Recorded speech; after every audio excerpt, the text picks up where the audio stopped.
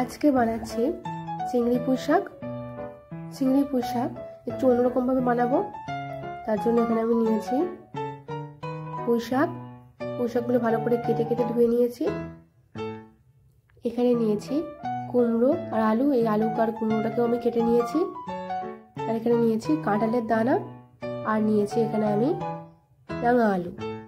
এবার আমি চিংড়ি মাছগুলোকে প্রথমে ভালো করে ধুয়ে এতে নুন, হলুদ আর তেল দিয়ে ভালো করে মিশিয়ে নেব।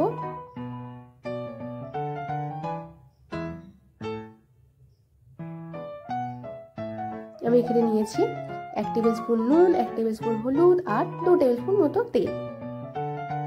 এই যে মেশানো হয়ে গেছে। এবার একটা কড়াইতে আমি সামান্য পরিমাণ তেল দেব। হালকা মতো 1 চিমটি মতো হলুদ নিয়ে আমি তেলে মিশিয়ে নেব। এবার আমি চিংড়ি মাছগুলো একদম হালকা আঁচে ভেজে নেব। বেশি ভাজবো না চিংড়ি মাছ, বেশি ভাজলে চিংড়ি মাছ শক্ত হয়ে যায়। হালকা করে ভেজে নেব।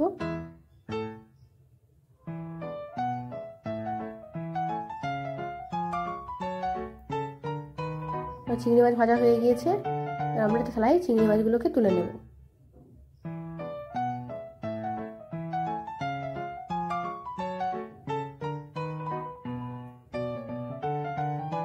এবার আমরা তেলে দিয়ে দেব সামান্য পরিমাণ 5 ফোড়ন, 2-3টে তেজপাতা।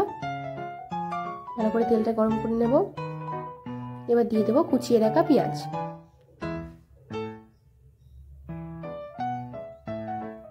কুচিয়ে রাখা পেঁয়াজগুলো ভালো করে ভেজে নেব।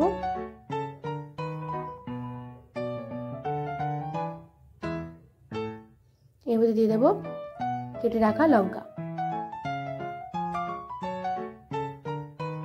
এবার দিয়ে দেবো ওতে কেটে রাখা আলু।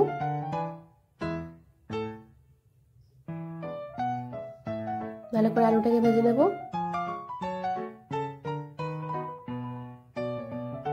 এর মধ্যে দিয়ে দেবো আমরা রাঙা আলু। রাঙা আলুটাকে ভালো করে ভেজে নেব।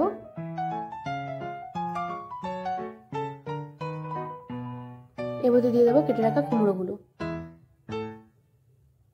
আমি এখানে কুমড়োগুলো খুব বড় সাইজ করে কেটেছি, কারণ হচ্ছে কুমড়োগুলো ছোট ছোট কাটলে কুমড়োগুলো তরকারির সঙ্গে মিশে যাবে। যার জন্য আমি এখানে কুমড়োর সাইজগুলো একটু বড় রেখেছি। কুমড়োগুলো ভালো করে ভেজে নেব।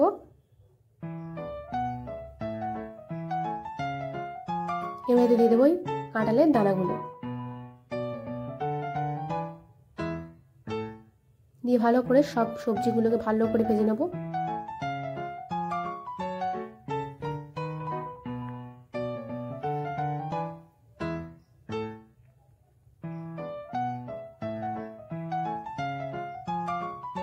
এবার আমি দিয়ে দেবো বেটে রাখা আদা আর বেটে রাখা রসুন। ভালো করে মশলাগুলো নাড়িয়ে নেব।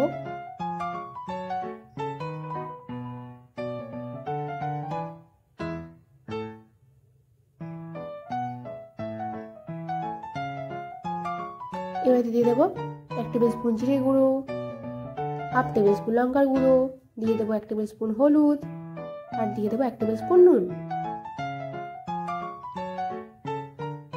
ভালো করে মশলাগুলোকে কষিয়ে নেব।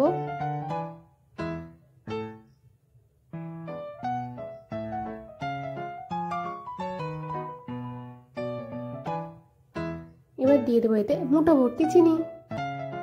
এখানে আমি 1.5 টেবিল স্পুন চিনি নিয়েছি। আমরা আবার চিনিটাকে বাদ দিতে পারি।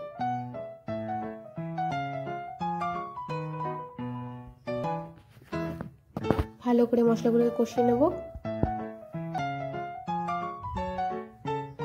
হয়ে গেছে আমাদের মশলা কষানো। এবারে দিয়ে দেবো পুঁই শাকগুলো।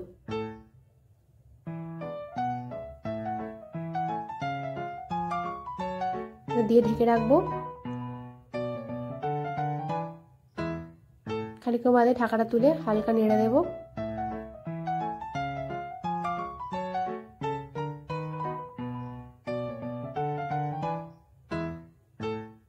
দেখতেই পাচ্ছেন কতটা জল বেরিয়েছে।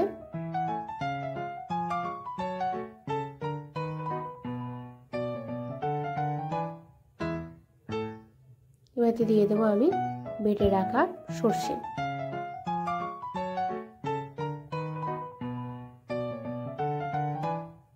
ভালো করে নাড়াচাড়া করে নেব।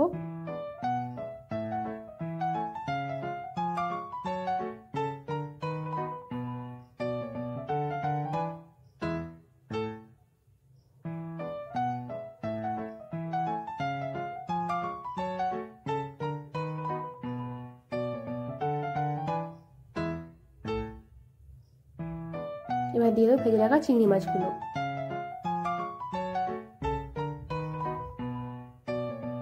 চিংড়ি মাছগুলো দিয়ে ভালো করে নাড়াচাড়া করে নেব।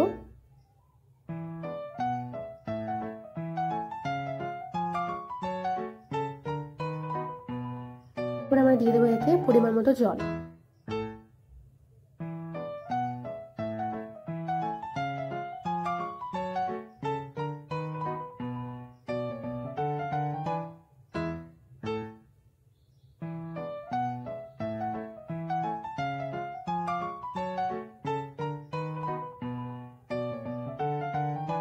নাড়াচাড়া করে নেব।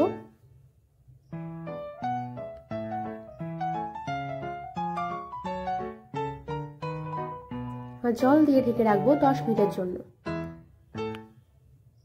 10 মিনিট হয়ে গিয়েছে, ঢাকাটা খুলে হালকা নাড়াচাড়া করে দেব।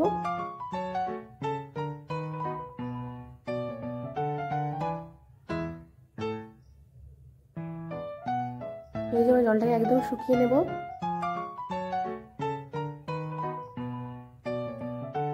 জলটা একদম শুকিয়ে গিয়েছে, আমাদের চিংড়ি পুঁই শাক রেডি। আমরা একটা থালায় সার্ভ করে নেব। আমাদের রান্না যদি আপনাদের ভালো লেগে থাকে তাহলে অবশ্যই লাইক, কমেন্ট এন্ড শেয়ার করবেন। আর হ্যাঁ, সাবস্ক্রাইব করতে ভুলবেন না যেন।